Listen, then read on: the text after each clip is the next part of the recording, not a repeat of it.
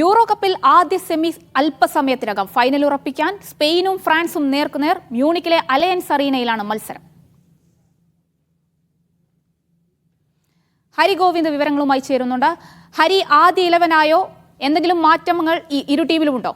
Shana, euro കപ്പിലെ ആദ്യ ഫൈനലിസ്റ്റുകളെ നമുക്ക് ഇന്ന് അറിയാൻ സാധിക്കും. സ്പെയിനും ഫ്രാൻസും നേർക്കുനേർ എത്തുകയാണ്. അല്പസമയത്തിനകം മത്സരം തുടങ്ങും. 12:30 മത്സരം.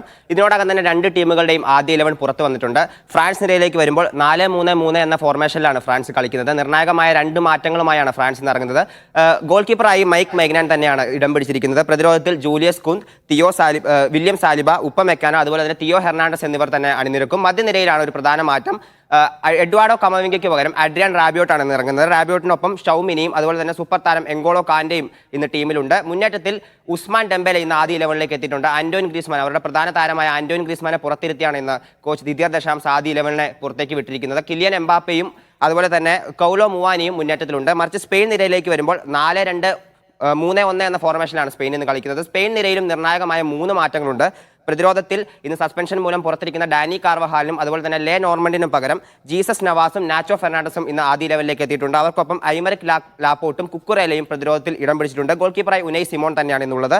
മധ്യനിരയിൽ ഡിഫൻസീവ് മിഡ്ഫീൽഡേഴ്സായി ഫാബിയൻ റൂയിസും റോഡ്രിയും ഇറങ്ങും. അതോടൊപ്പം തന്നെ പുറത്തുപോയ പരിക്ക് മൂലം പുറത്തായ പെഡ്രിക്ക് പകരം ഡാനി ഓൾമോ, കഴിഞ്ഞ മത്സരത്തിലെ സൂപ്പർ ഹീറോ ഡാനി ഓൾമോ ഇന്നത്തെ മത്സരത്തിൽ ആദ്യ 11ലേക്ക് എത്തിയിട്ടുണ്ട്.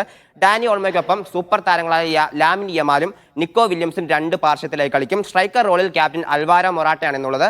2 ടീമും സൂപ്പർ താരങ്ങളുമായാണ് ഇന്ന് ഇറങ്ങുന്നത്. ഒരു കിടിലൻ പോരാട്ടം തന്നെ പ്രതീക്ഷിക്കാം. ഒരു ഹൈ വോൾട്ടേജ് സെമി ഫൈനൽ തന്നെ നമുക്ക് പ്രതീക്ഷിക്കാൻ സാധിക്കും. ഷഹാന.